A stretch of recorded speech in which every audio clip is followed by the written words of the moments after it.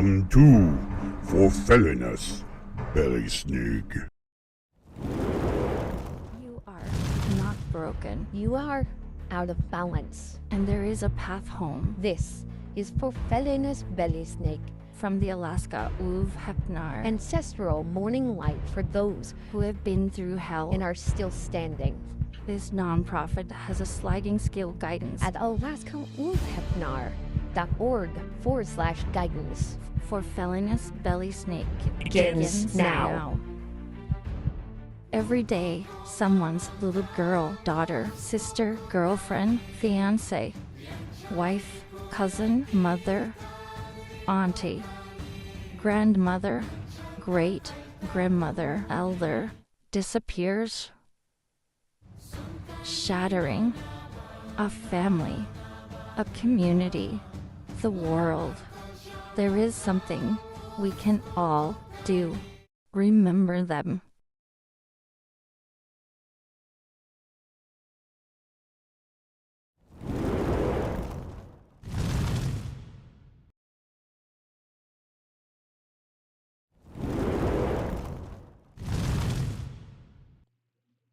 God Morgan, and happy Money's Day to you today. I have a wonderful conversation I would like to have with you. I hope you will stay. As always, today our chats are open on Facebook, on wherever that you are dialing into our show this morning. I want to give a huge shout out to those of you who have liked, followed, and subscribed on whatever platform you may be listening or watching on. I certainly want to call out that way. KWWP.org, nonprofit radio, here from Anchorage, providing sounds of our ancestry, sounds of the cultures around the world, and hopefully that which it helps us to connect with our culture, our individual cultures. So important. It's so necessary for our mental health. I also want to give a huge shout out to my friends and family at New Reality TV, newrealitytv.com, a streaming channel dedicated to just bringing us perspectives from all walks of life that can help resonate within us and provide us with a journey, steps along our individual, unique journeys into understanding and to embracing our own spiritual path. For it is through this embracing that we find a better mental health. Well, today's show, of course, brought to you by ebookers in Ireland. For those of you who have not visited the Emerald Island, I encourage you to please visit Ebookers Island. Whether you're looking for flights, hotels, car hires, whatever, they are the place that can get you hooked up, whether it be Dublin, whether it be Waterford, Cork, Limerick, wherever you want to be in the wonderful lands of Ireland. There is eBookers has a trip for you, so do check them out, as well as all of our other affiliates at our website, akumedia.akoutlaw.com/sponsors. And there you will find a list of all the wonderful affiliates and individual organizations that have joined forces with us to help provide us with our funding. Now, what if I told you that you are perfect the way you are? What would you say to that? Many of us would say scoff, and we would say, no, you don't know me at all. I am far from perfect, or far from, I have nothing to aspire to. Others may say, oh, well, thank you very much, but I'm still in a work in progress and I'm on my way to my next whatever. Okay? Or then you'll have the third group of people who will agree with you. Those people obviously still need a little work, whether they believe it or not. So Today, I want to talk about the opportunity to really fully embrace you. Many times we talk about that and we say, what does that really mean? What does understanding the self really do? Really bring into part of our lives? What does it mean? Well, let's take a minute and talk about that. What does it mean to be you? Well, today we really embrace the power of money. Of course, the power of money, represented to the Norse, that of the moon itself, brother to soul, of course, the sun. One of the things that we need to recognize about ourselves is that no one is perfect. No one can be, has the possibility of being perfect. Here's why. Each of us possesses our unique interpretation of reality, of this thing we call life. There are so many parts to it, whether it be emotional, whether it be physical, whether it be health, whether it be economical, whatever it is. There are so many pieces of life and so many unique interpretations of it. Think about think about your friends, your group of friends that you socialize with. Think that you were all momentarily walking down a path. You were traveling down this path, this hiking path, we'll say, and you stumble upon a puddle of water from last night's rain, and you gaze upon the puddle. Will you see the puddle the same way? Chances are you don't, even if you say you do. Oh, look, it's just a little puddle. We minimize it. We cast it aside.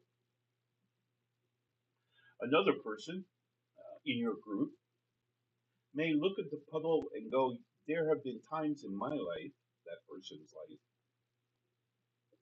where I would have killed for that puddle, just the water within it that I may drink because I was so thirsty." There may be other people who look at that puddle with a greater sense of annoyance that they stepped in a puddle at one point in their socks in the early morning, cold morning, and the dog, of course, had drink uh, water and draped a trail of water from their lips all over the floor. And so, as we enter the room, we step in our socks and into the water. They may have a greater sense of annoyance, right? So they may see the puddle as being annoying, as being a possibility of irritation. There may be others in your group who look at the puddle and go, I can see the reflection of the sky above, and in the reflection, I see I see clouds floating by. What beauty, what elegance, what grandiose, or not even that, but just beautiful image in the puddle. Maybe another one who thinks about the rain. Each part of our lives has a multitude of ways of looking at it. Our way, the way we've been taught, the way we've come to understand, the way it's just come together for us, is not the only way. It can't be. By definition of this idea that life is infinite, we have no way of knowing how another person looks at things. They can tell us, right? Well, what do you see? What does that mean to you? And you'll get different answers. You'll have many different understandings, many different interpretations. Why? Because we all come from a very different place. We've traveled a different path. We've had different emotional experiences. The greatest gifts in one of the greatest gifts in my life is my sons. They're now 30, have families of their own, but they're twins. And they were born here in Anchorage 30 years ago, actually, a little more than 30 years ago. And one of the things about our twins is that some may argue they're identical, some may argue they're not. And to me, that really has no bearing on anything. We always treated them as individuals. They had very different personalities. They were very different men now. And what that would teach me is that even if they start with the same identical genes, the same identical genetic construction, they were still changed. They were different. How can this be? If my my shield maiden and I, of course, have been married their whole life, plus some, so that didn't change. Our influences may have changed a little bit as I aged, as my shield maiden aged, as our union aged, as the environment, the jobs or the homes or whatever, as those things changed. But yet they came, our sons, with the same exact genetic construction, yet they're very different. How can this be? Well, for those of you who have twins or triplets or more, you probably know this, but they interpret the world differently for one reason or another. We've always counted it off and said, oh, it's just their individuality. It's just what makes them them. And you're right, it is. But one has to wonder why? How can this be? If there's the same thing, they're given the same uh, uh, values, virtues, and belief systems from myself and my shield maiden, how can they be different? Well, they're different because not only genetics, genetics plays a part, but only a small part in their emotional interpretation of reality. As their sensory input brings in information, their mood is different, right? They may receive a similar piece of information through the sensory input, but yet because their mood is set differently, one's just woken up, one's not, whatever the case, they interpret that information, that sensory input, differently. And then that change is put down through their virtues, values, and belief systems. It's already been changed. Now, one of my sons would go on today, he wears glasses, one of them doesn't. Their their eyes interpret data differently. So we have data that's being transmitted, reality, converted into electronic format in the eye, transmitted through the optic nerve into the mood ring, and depending on what mood they're in, boom, boom. Now we've got at least two changes. Now, in addition, as this sensory input is coming into the eye, we have this thing called imagination. Imagination is simply the forward thinking part of wisdom. So it's coming in, and that's what's fed into the mood ring. The mood ring, again, however they're set, alters the data again, Down it goes into a virtues, values, and beliefs, or the well of the self. The well of the self, of course, they may have different values as the boys grew from babydom up to, of course, being men in the community.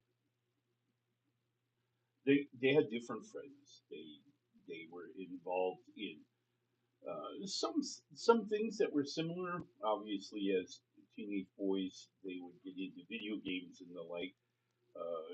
The whole guns, girls, and cars thing. We went through that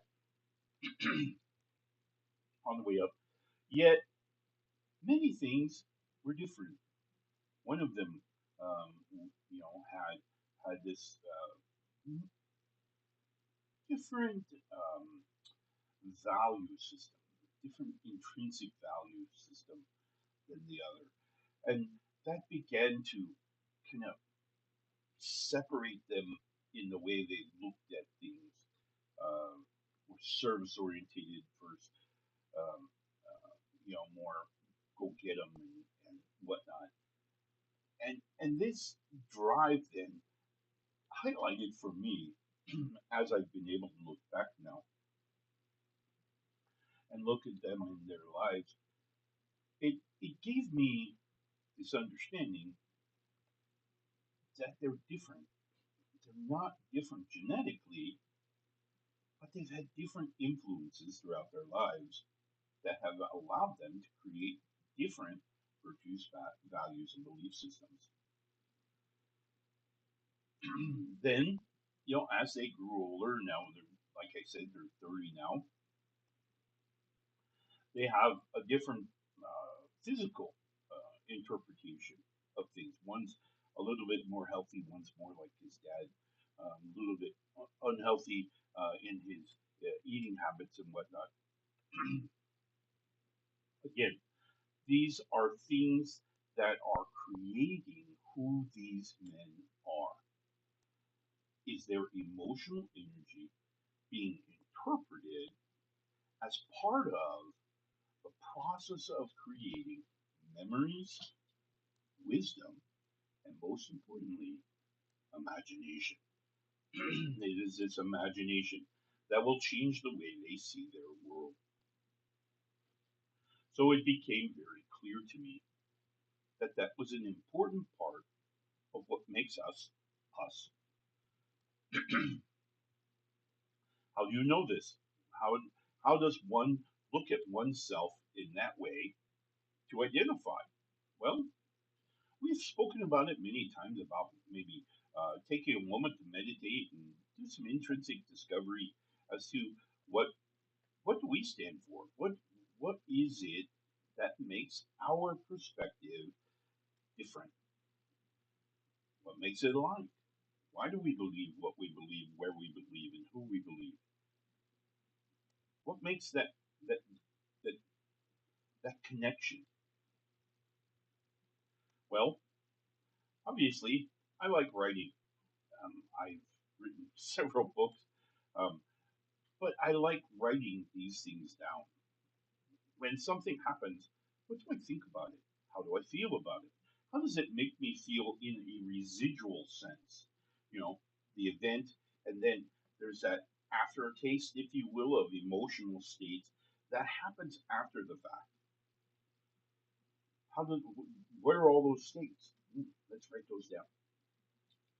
Then the next time I have a very similar incident, I can look at the last one because my memory is not what it used to be for sure. So I look at this last one and I go, hmm, two things. A, I can kind of have an idea, maybe, of what my residual emotional state is going to be. But more importantly, I can then begin to judge myself, not harshly, simply categorizing the difference between how I feel now versus how I felt then. Logging, if you will, giving me now the ability to compare my growth, my understanding, maybe what other influences have happened between that event and this event. There are so many ways that we can look at ourselves in a different way, but always remember that when we are judging, if you will, ourselves, we can't compare ourselves to someone else and simply say, well, if I am less than happy all the time, I don't equal that person over there. Well, that person over there has a very different structural foundation than you do. They have their own path, they have their own journey. So we have to respect that. We have to simply say, well, so they're different. Let us move on. All right, my friends, as always, we need to call upon the gods using what I like to refer to, well, many people refer to as the runes. The runes give us an idea. Each character within the runes carries with it an energy that uniquely identifies it as part of a gift, if you will, from the gods. Now, a lot of people have always asked me, well, what what makes the runes important? What gives them their power? Well, you have to remember that the characters on these little tiles. This is the first tile. This is today's tile. When we first draw it from the bag, it's empty, right? So it's different. It's who knows what it is, and it's not until we actually experience the character on the rune on the tile that it now holds some value. Now, each of these values, like the letters of our own English or whatever language you speak, that alphabet, each letter means something different. It provides a different sound, it provides a different context to a word. So today's rune is ihwaz. Ihwaz. Ihwaz is a wonderful rune. Of all the runes that we could have drawn today, this was the one. So it definitely tells me the gods are listening. So ihwaz essentially calls upon our intuition, it calls upon our path towards enlightenment, towards understanding a much bigger picture about us and about the way we fit into the world around us. So ihwaz, when we're talking about understanding self, I think is perfect because it tells us the more we learn about ourselves, the further we will travel in our journey towards enlightenment of the self. All right, my friends, I need to take a very quick commercial break. When we come back from break, I want to talk about putting today's lessons on the road today in your everyday life. Remember, if you have any questions, hit us up in chat or by all means stop by our website at akulfhednar.org down there below. Where is it? There it is, down there below. You're always welcome to also sign up for those of you who need a different ear to bend. By all means, check out the guidance part of that site where we can get together and have a conversation. So do check those out. We'll be right back after this short commercial break. Then Sheared turns myth, memory, and modern minds into bold prints that change a room. See today's feature pieces and more with a link in the description. It's happening. It's in the air. The time is now. We're all waking up. We're waking up. We're all waking up. It's all shifting. New vibrations. It's you. It's you. It's me. It's all of us. Together. A new time. A new day. A new energy. A new energy. New reality. Awaken with us. Awaken with us. Awaken with us. NewRealityTV.com. Like the morning fire, blackout coffee roast bold, clean flavor for long days and late edits. Grab your bag. Use the link in the descriptions below.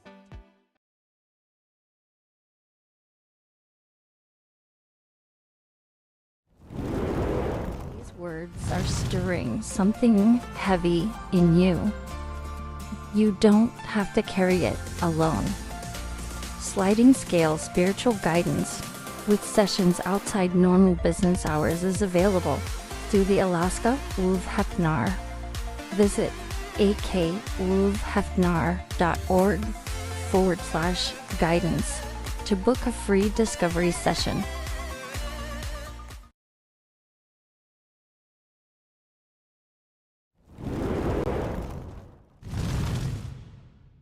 Welcome back. And thank you so much for taking that moment with us. We deeply appreciate our family at New Reality TV, so do check them out, newrealitytv.com. And again, today's show brought to you by ebookers in Ireland, whether it be flights, hotels, car hire, whatever. Check out ebookers Ireland. They can certainly help to arrange a beautiful trip to the Emerald Island, regardless whether you're wanting to be in Dublin or Waterford or Cork or Limerick or any of the other beautiful towns in Ireland. Do check them out again, ebookers Ireland.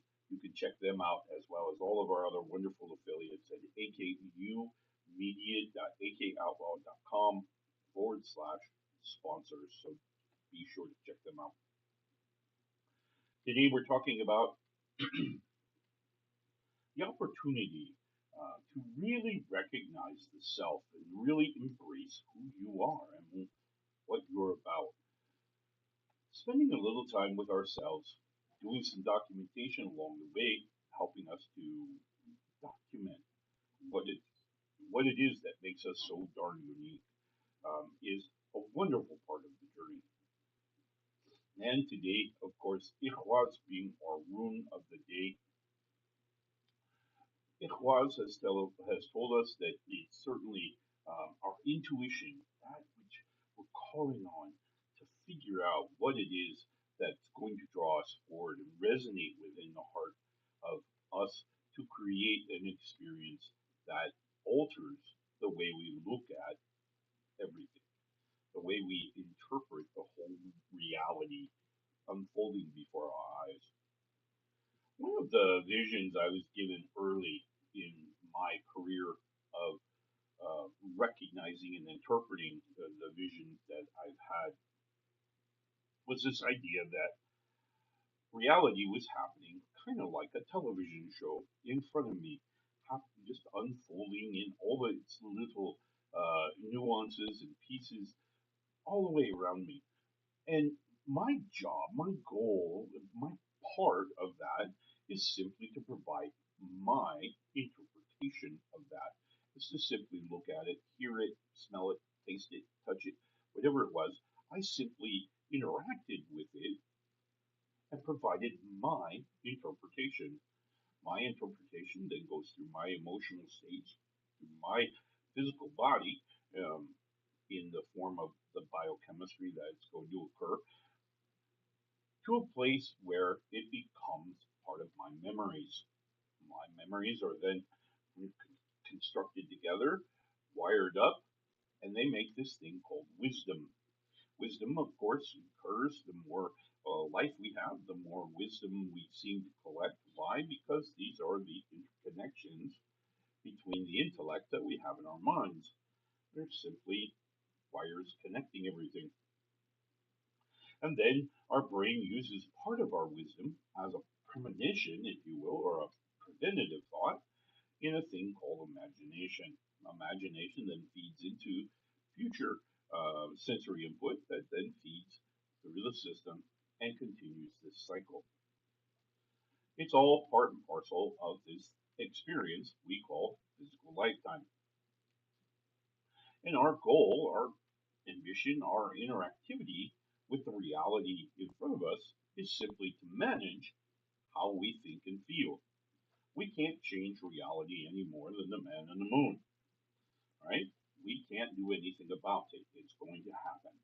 And that's good. What we can do, what we are fully responsible and accountable for, is to manipulate and manage our interpretation of what's going on out there in reality. Okay?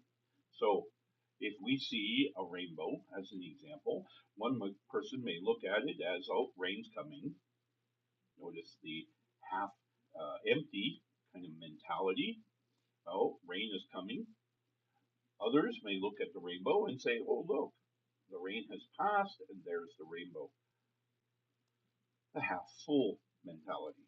So we have everyone is responsible for their perspective, their way of looking at the world, positive or not. We can do that. And most importantly, relevant of what's going on out here in reality, we can have our own perspective. This is the idea that gets back to finding the silver lining, okay? Finding that which is positive or whatever, right? We have that power, regardless of the situation, regardless of the reality at which we are interfacing with. We can choose how we look at reality. So it puts more of the responsibility now back on us, on our interpretations. How is it that we look at this particular part of the reality in which we experience? My friends, it's been an honor to be with you so far.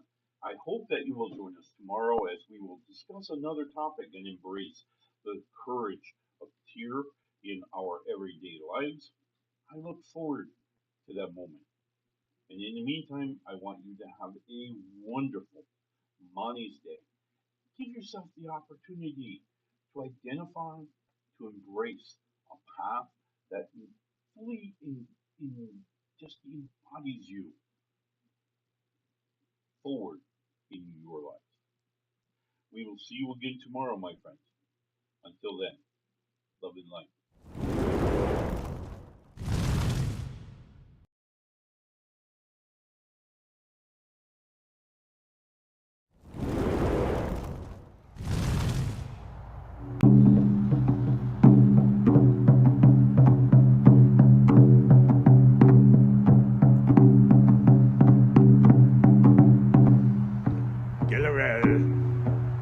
Fulfilling us. Una. Hjälp oss med. Magnify. Tu för og. Kaliot.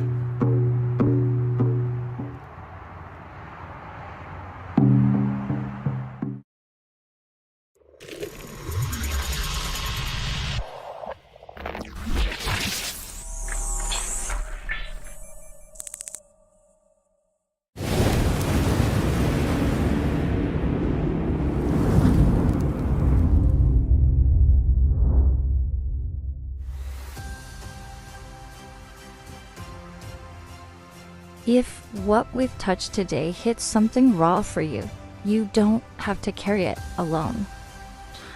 We offer a sliding scale spiritual guidance with sessions outside normal business hours. Visit akulfhednar.org/guidance to book a free discovery session.